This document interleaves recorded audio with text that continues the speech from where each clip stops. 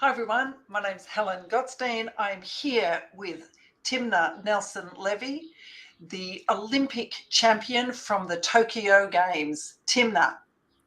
Well, just a small correction. I'm not the Olympic champion. I'm the European champion and the Olympic medalist from Tokyo. Well, from my But, point of but view, the next Olympic champion to be, I hope. for sure.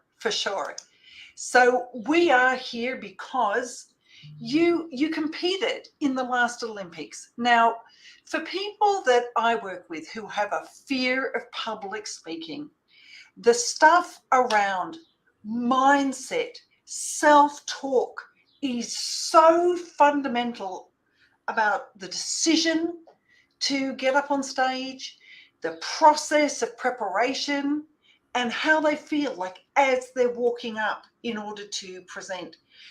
I would love it if you shared with me a little bit about your mindset, about your thinking, about how you get ready for such a high pressure event. Well, I think especially, for each big event, not only physically, but especially mentally, I get ready because it's a big part of the sport, especially in judo. Um, I think, for the Olympics, it was even harder because we got ready and then just before they canceled it because of COVID. So even that part was the cancellation, and all we worked for was just like postpone the year. Was very, very hard mentally. But I think my coach and my team, and also me personally, we did an amazing job to keep keep working and understanding it's going to be just in another year. Mm. And it's I don't know how you say in English, like tvusa. Sometimes when you walk on the mat and you lose, when it was COVID, it was the same thing. We lost the most important competition we worked for all our lives. So I needed to understand how to keep going even though it was postponed. I think that it's really a great point because so often things don't go as we've planned. נכון. Your microphone fails, the tech fails, they've got the wrong set of slides. Stuff happens. Now, for most of us, it's not as extreme as what you described, where the event you've been driving your whole professional and personal career towards gets postponed at the last moment. Like that's an extreme case. But Yeah. for many of us, there's also, things happen at the last minute. So I would love, I love specific. I love it when people like really break it down because then it helps everybody get smarter. It also helps people like me get smarter because then I'm like, oh, I can understand that. That works for me. So, how did you deal with the surprise switch? What did you do so that even Corona cancelled the first time you were meant to compete at an Olympic level, that you were like, okay, regroup, go on? Yeah. What did Well, you do? I think also what you said, the way you handle the way you react to losses, let's call it. I didn't lose a fight, but it was a big loss, not only for me, I think all over the world, the Olympic athletes. So the way you handle it when it's not going your way, this is what like will this you know will uh make you who you are. So, Hmm. and this is my thinking when I lose fights, um when I go to the most important fight of my life and I lose it. So this is how I try to think about stuff. So the one thing we did do is, when we all there was everybody was stuck in their house basically, and I live on the seventh floor. So my house became a gym. It was crazy.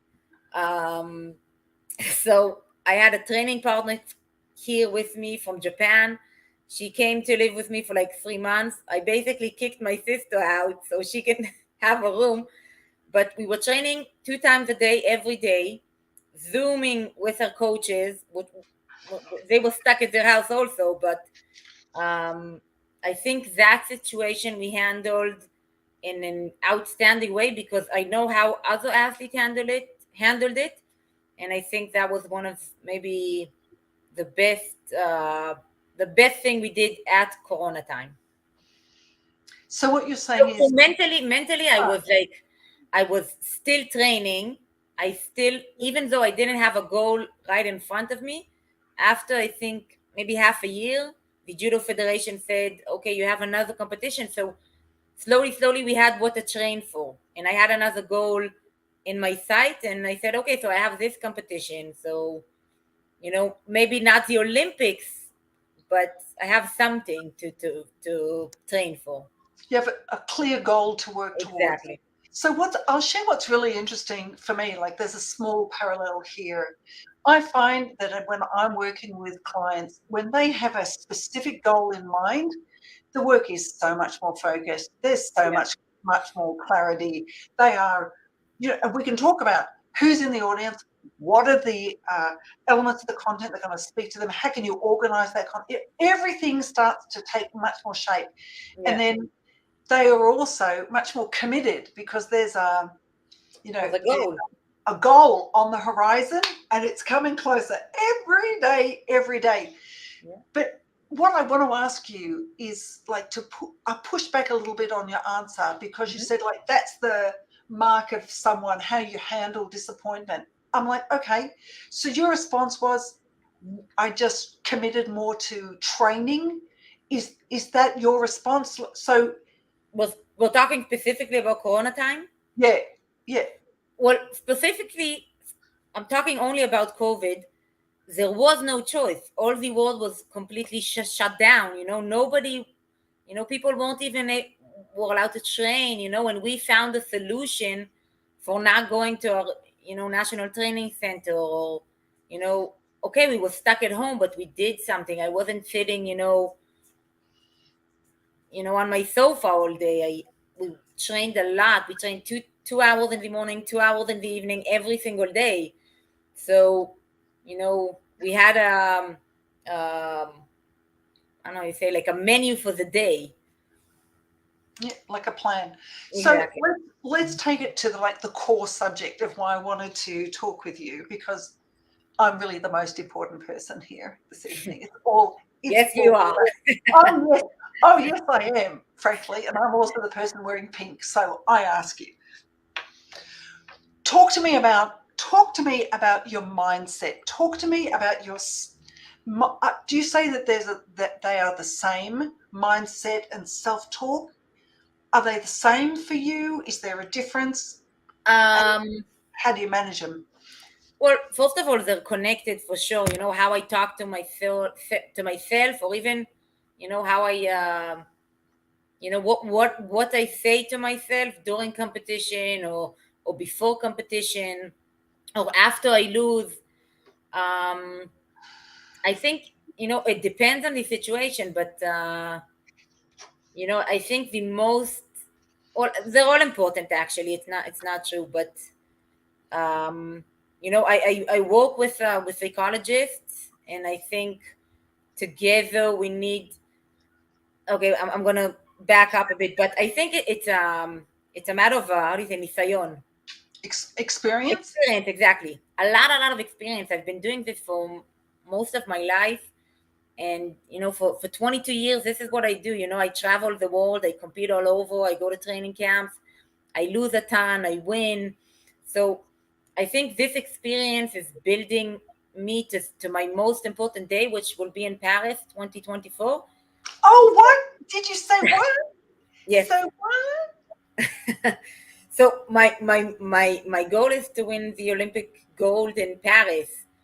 And during that, yes, I have the European Championships, I have World Championship, and I have a medal from pretty much every competition. But you know, I think from these big, when I lose, that is when I learn the most and where I get the most experience, because the feeling of losing is, especially I think for a competitive athlete, is the worst feeling in the world, and I think if I compare it to other worlds, not sports, it comes, when they don't succeed, when something doesn't go the way they want. So it's to learn how to grow from that and what to say to yourself to be better for the next time, or not to get to the point that put you there, and how to learn to deal with it. So I'm going to push because I love specific. I want to know, what do you say to yourself? You said, like, the things that I say to yourself. What do you say? Lots of people talk about, affirmations. I'm strong. I'm loving. I'm kind. I don't know. What are you literally? You're an Olympic medal winner. What are the things that somebody like you is saying to themselves when they're training, when they're walking up into a fight? What are you saying? What's the subtitles for that picture? Well, I'll tell you, the preparing for the competition, preparing for the Tokyo Olympics, for me, losing or defeat wasn't an option. Every time this even slightly came into my head, I said, like, take it out. There's no option, because uh, on I on Yom Natun, Like on any given day? on any given day, and I everybody in my weight category can be an Olympic champion. Even if the goal I won before, I lost before, it doesn't matter. So I said, when I was there was even a thought of what if, I immediately pushed it out, because it wasn't an option there. For me, it wasn't an option. I love And it. I yeah, love it. so So that was I want to that was share. my mindset. So Yeah. sorry. No, sorry, go on. No, this was my mindset, going in, preparing for that day, because in judo specifically, it's one day, your entire life, it goes into one day, and or you lose or you win. There's no two winners or two losers. There's only one option.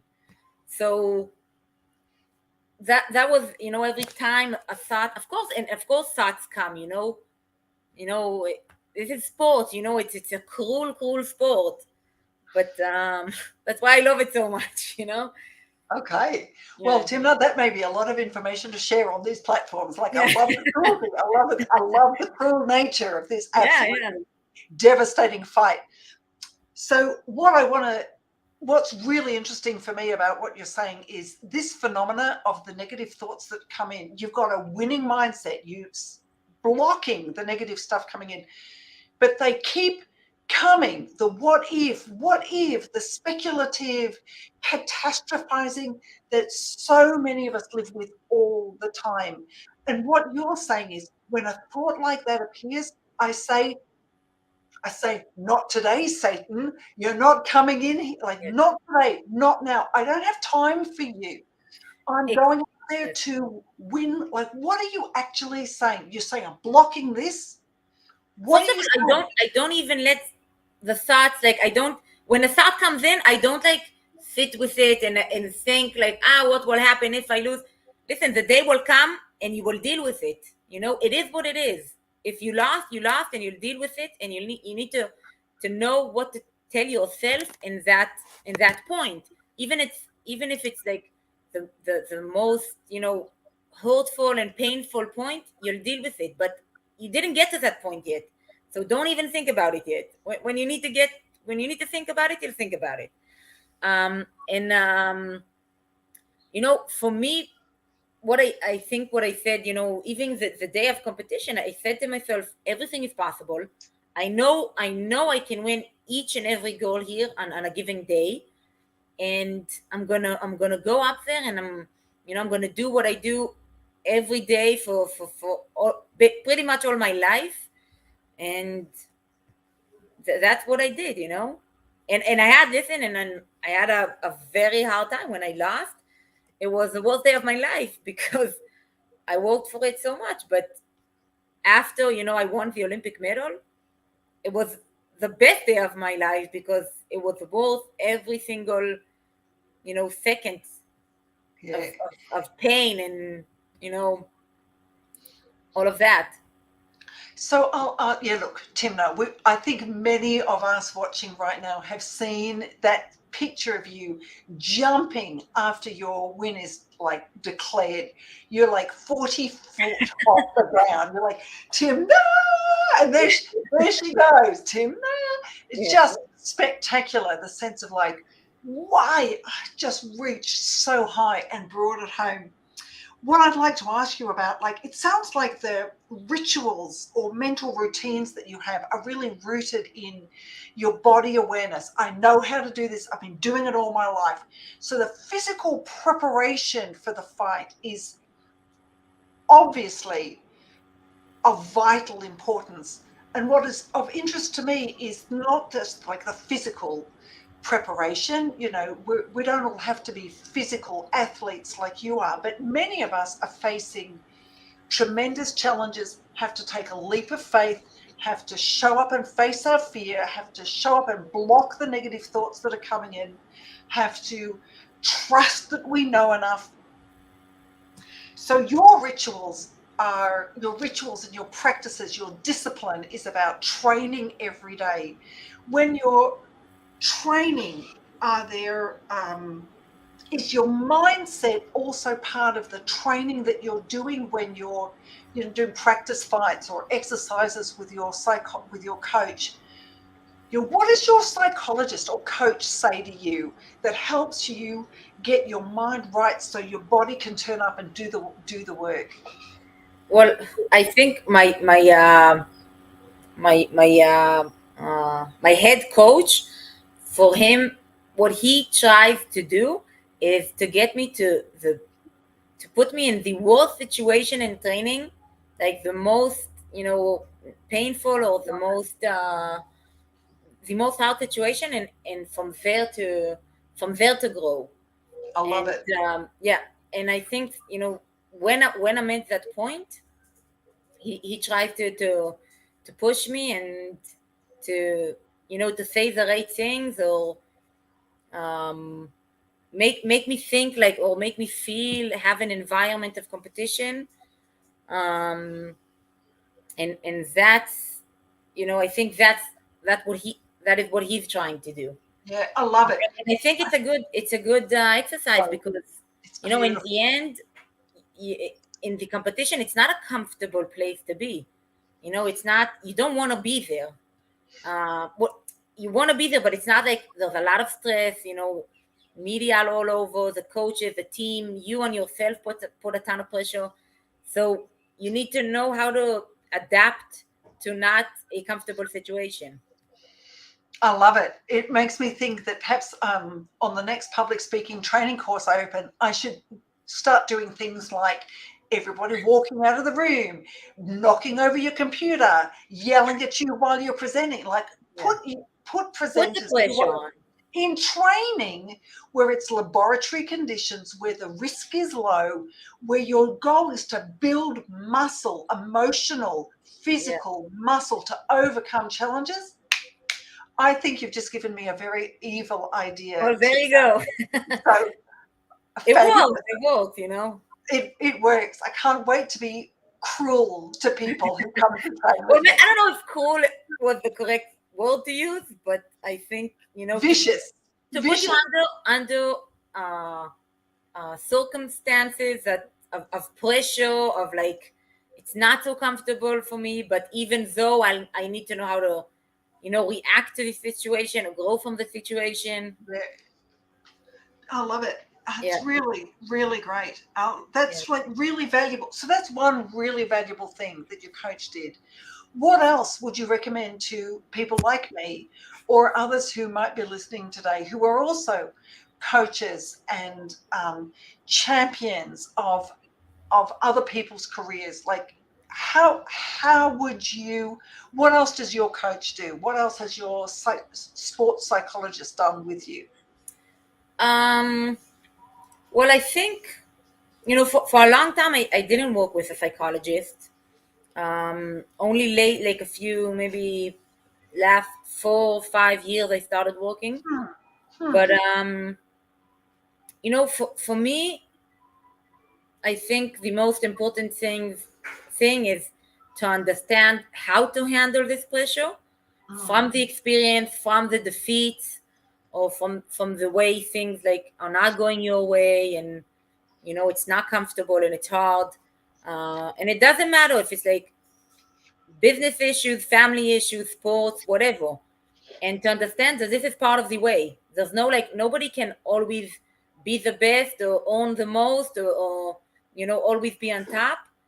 And it's just understanding and accepting it, and saying, okay, now I lost, but I know I can do better. I know what not to do. I know how to not do this or that mistake for the next time. And that's I think what I can give. So what you're saying is, when you're in the high pressure of a fight, you compartmentalize. You say, family stuff, not now. Negative thoughts, not now. Right now, I have one task and I'm just going to focus. Exactly. I'm Just only here. I have, if I'm talking specifically about me, but I go on the mat, and this is what I train for my entire life. So I don't think about anything anything else. I just think about what I need to do in the next 5 seconds or 10 seconds. I have nowhere, like I don't have any better other place to be at. So, you know, I got nothing better to do. Oh, look, I could go and have coffee. Oh, look, yeah, okay, I'll have a but look at not this. for me. This is my career. This is the life I chose, and this is what I Yeah, love to I do. could And I could go out. No, look, okay, I'll compete in the Olympics instead. exactly, I think your sister has a question. Hey, Hadass, what up? This is like couldn't be more homey. yeah, Hey, exactly. I Hadass love it. Nelson-Levy. I wonder if she's a relative. So she's asking, how do you get used to the pressure? What do you say?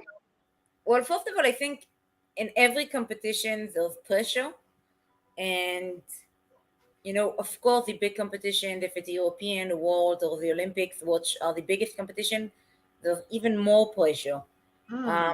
But there's not in, I fought 1,000 competitions in my life, not even single fight. I walked in it and I said, no, I don't feel any pressure, Every competition, even if it's in Israel and it's a tiny competition, I have the butterflies.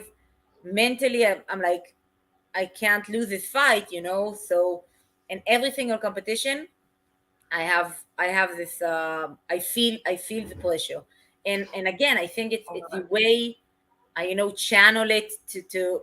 I use the pressure for my benefit. I'm not afraid from this pressure. If I feel pressure, I hug it, and I say I like this pressure. This pressure is I like this adrenaline, and this when I have this pressure, it takes the best out of me. I love it. Yeah.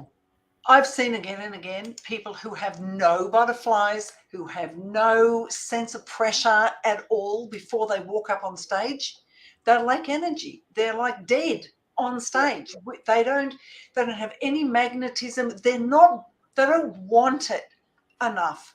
So it's actually part of being a professional is even if you've given the same presentation 100 times, you walk up there and you are on and you commit and you Yeah. bring your A game, if it's a small presentation or if it's a large one. So I Yeah. love that parallel that you're like, no, I like the pressure. I bring it and I bring it every single time. And Yeah. it probably contributes, chances are it contributes to you winning again and again and again because you've Yeah. got the drive, you're utilizing the adrenaline to bring it home. Love it. I want to ask um, I want to ask about the moment of staying present. What are you?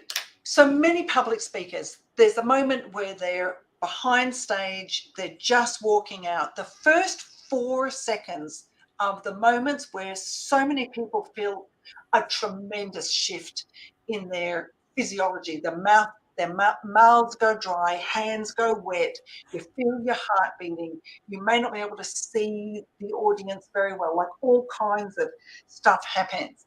How do you stay present and focused on your goal at that time? Like, what do you use? For example, with my clients, I say, know your first sentence off by heart. Know your first sentence, know your last sentence. Know the first bridge you're going to make between the first subject and your next subject, so that even when you're in this state of not being able to think clearly, you've got it. You don't have to think it. You're already there, ready to deliver the text, even if you're, highly, responding very strongly. Yeah. What do you do? When is the hardest moment for somebody who's an Olympic judoist? Well, I don't think there's only one moment. There's a lot of moments, during my career. There's every single day there's moments like this, but I think, I'll talk specifically about competition, but my first fight, you know, this is how I feel, like how I enter the competition. It's maybe the most stressful, because each fight, I what I try to do is, the first, I don't know, maybe 10 seconds is only to feel my opponent. Even if I know what she does, even though if I know what to be careful of, I just want to try to feel her, and then this what puts me in the game. But I think in judo there's a lot, like in 1 second the fight could be over. So there's so many stuff you need to be like so concentrated every single second. If you Yeah, blink in the wrong time, you can be out, and all your career is over. So um I think for me, if I can give you like a small taste of my competition day. This is how I do. I feel my opponent first. I don't immediately go and you know throw her, but I feel her for the first 10 seconds, and then I know how I'll be the rest of the day. And wow. even sometimes I can feel amazing in my first fight, but then in my second fight I can feel shitty. And it doesn't matter. Even in your worst days, you need to take out the best of you. I love it. I love it. Because we say this principle. Well, so I'll ask you, do you watch videos of your competitors All the before you meet them? So all do you the have a sense of like we in public speaking terms, we call this map the audience. Who are you talking to? What are their interests? What are their strengths? What are their concerns? Like, it's not really a parallel because we're not in competition when we're on the stage. We're seeking to Yeah, but the communicate, stress is still collaborate. there. But The the stress is idea of there. mapping is really uniform. So is it the same when it's you there, or it's on video? Do you see Um, things that you're able to use well, when no, you're I in think, the arena?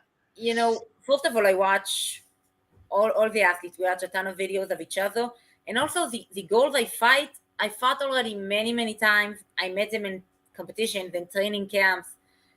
But again, on that given day, you need to be better than them.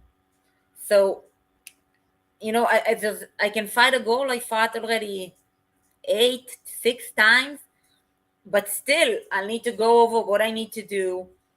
I don't think like, oh, what is she gonna do to me, or how is she gonna catch me? I don't care. I think only about what I need to do and how I make her afraid of me, or how I make how I make her feel who's the boss and the mat. So I don't really think about what is she gonna do. I know what I need to be, to watch out for and stuff, and what she does, but I think about mostly what I need to do. And yeah, that's pretty much it. I love it.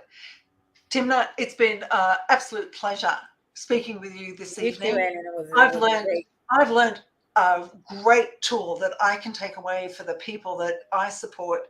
And I think I speak for everyone here when I say Timna Nelson-Levy for the gold in Paris Yes. Bring it on. Ah! Thank Bring you. it on. Thank you. Thank We you very love much. you. We wish you every success. Thank you so much. Bye for now. Bye.